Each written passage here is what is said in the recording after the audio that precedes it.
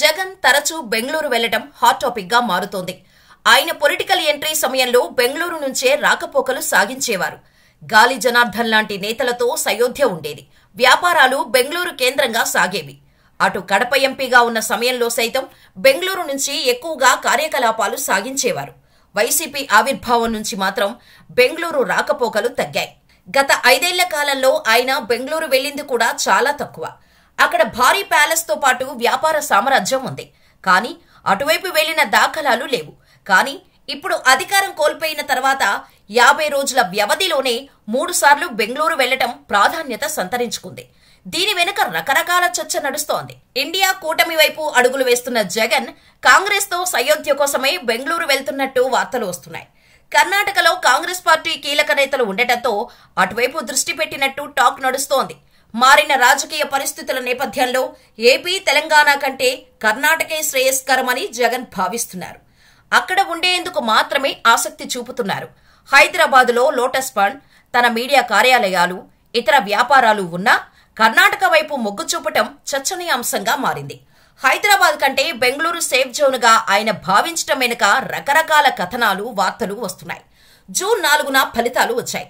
అదే నెల 12న సీఎంగా చంద్రబాబు, డిప్యూటీ సీఎంగా పవన్ తో పాటు మంత్రులు ప్రమాణ స్వీకారం చేశారు. కానీ జగన్ మాత్రం తన సొంత నియోజకవర్గం పులివెందుల వెళ్లారు. అక్కడి నుంచి బెంగళూరు వెళ్లిపోయారు. వారం రోజుల పాటు అక్కడే గడిపారు.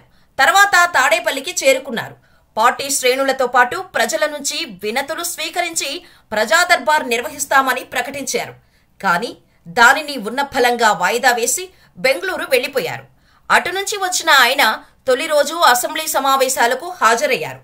శాంతి భద్రతలు క్షీణిస్తున్నాయని ఆరోపిస్తూ వాకౌట్ చేసి వెళ్లిపోయారు. ఢిల్లీలో ధర్నా చేపట్టి తిరిగి తాడేపల్లికి చేరుకున్నారు. ఇప్పుడు బెంగళూరు మరోసారి వెళ్తున్నారు. రాష్ట్రంలో శాంతి భద్రతలు క్షీణించాయని జగన్ ఆరోపిస్తున్నారు. వైసీపీ శ్రేణులపై దాడులు కొనసాగుతున్నాయని ఆందోళన చెందుతున్నారు. ఇటువంటి సమయంలో పార్టీ శ్రేణులకు ఆయన అండగా నిలవాలి. కానీ ఆయన రాష్ట్రంలో ఉండేందుకు ఇష్టపడటం లేదు. బయట రాష్ట్రాల్లోనే ఉండేందుకు ఆసక్తి చూపుతున్నారు. ఇది పార్టీ శ్రేణులకు సైతం మింగుడు పడటం లేదు. ఇటువంటి క్లిష్ట సమయంలో అందుబాటులో ఉండాల్సింది పోయి తరచూ వెళ్లిపోతుండటాన్ని వారు తప్పుపడుతున్నారు. ఒక పార్టీ అధినేతగా రాజకీయ పర్యటన చేసుకునే హక్కు జగన్కు ఉంది. అయితే ఆయన పర్యటన ఎలాంటిదైనా రోజుల వ్యవధిలోనే తిరిగి బెంగళూరు వెళ్లడం ప్రాధాన్యత సంతరించుకుంది. పైగా ఇండియా కూటమి వైపు జగన్ అడుగులు వేస్తున్నారని ప్రచారం జరుగుతున్న నేపథ్యంలో కాంగ్రెస్ పాలిత రాష్ట్రంగా ఉన్న కర్ణాటకకు తరచూ వెళ్తుండటం మాత్రం చర్చకు దారితీస్తోంది.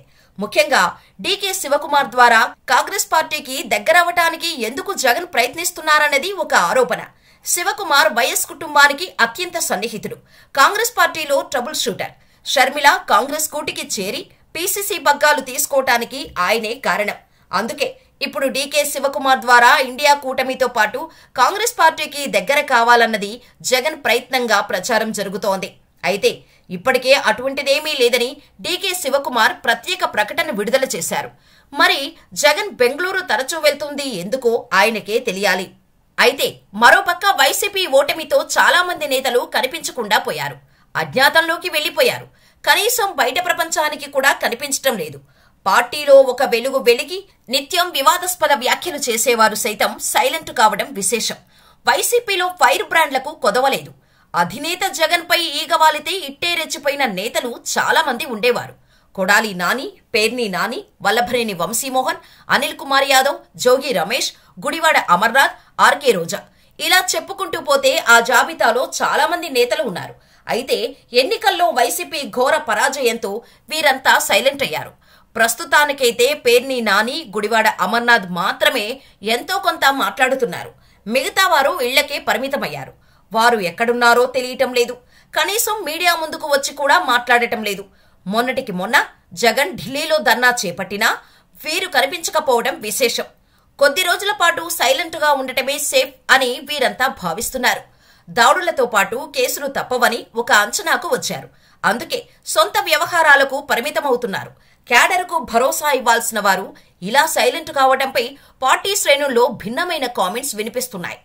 అధికారంలో ఉన్నప్పుడు దర్పాన్ని ప్రదర్శించి వివాదాస్పద వ్యాఖ్యలు చేసిన వారి విషయంలో కూడా వైసీపీ శ్రేణులు ఒక రకమైన అభిప్రాయంతో ఉన్నారు.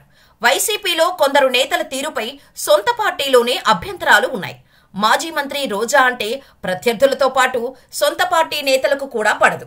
ఓటమి తర్వాత ఆమె ఒక్కసారి మాత్రమే అధినేత జగన్ను కలిశారు. కొద్ది రోజుల పాటు నగరిలో సొంత ఇంటికి పరిమితమయ్యారు. ఓటమిపై కనీసం సమీక్ష చేయలేదు. అదే చేస్తే సొంత పార్టీ నేతలే ఆమె తీరును ఎండగట్టే అవకాశం ఉంది. అందుకే ఆమె కర్ణాటక, తమిళనాడులో ఆలయాల సందర్శన చేస్తున్నారు. ఇటీవల పారిశుద్ధ్య కార్మికులతో సెల్ఫీ తీసుకున్న క్రమంలో ఆమె వ్యవహార శైలి విమర్శలకు తావిచ్చింది. అయితే సొంత పార్టీ నేతలే ఆమెను ట్రోల్ చేస్తున్నట్టు తెలుస్తోంది. ఇప్పుడు కానీ పార్టీ శ్రేణులతో సమీక్ష నిర్వహిస్తే వారు రచ్చరచ్చ చేసే అవకాశం ఉంది. అందుకే పార్టీ కార్యక్రమాలకు దూరంగా ఉంటున్నారు రోజా. అనిల్ కుమార్ యాదవ్ అయితే నెల్లూరు వ్యవహారాలు పట్టించుకోవటం లేదు. 2019 ఎన్నికల్లో నెల్లూరు సిటీ నుంచి గెలిచారు అనిల్ కుమార్ యాదవ్. మంత్రి కూడా అయ్యారు. దీంతో ఇష్టారాజ్యంగా వ్యవహరించారు.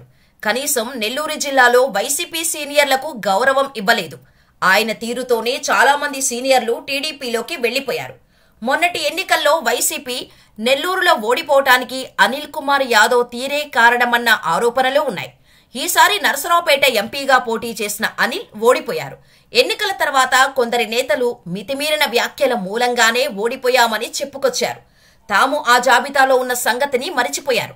ఓటమి తర్వాత వైసీపీకి మద్దతుగా మాట్లాడేందుకు సైతం ఆయన ముందుకు రాకపోవడం విశేషం.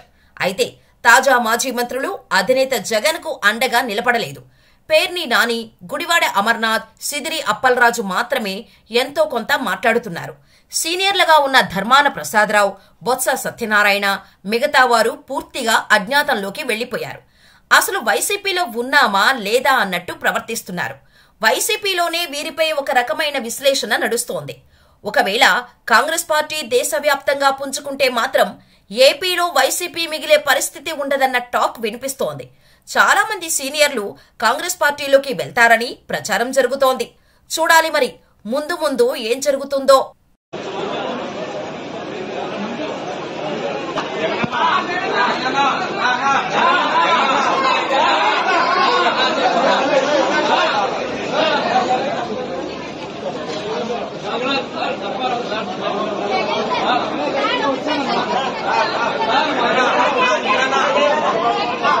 Hello.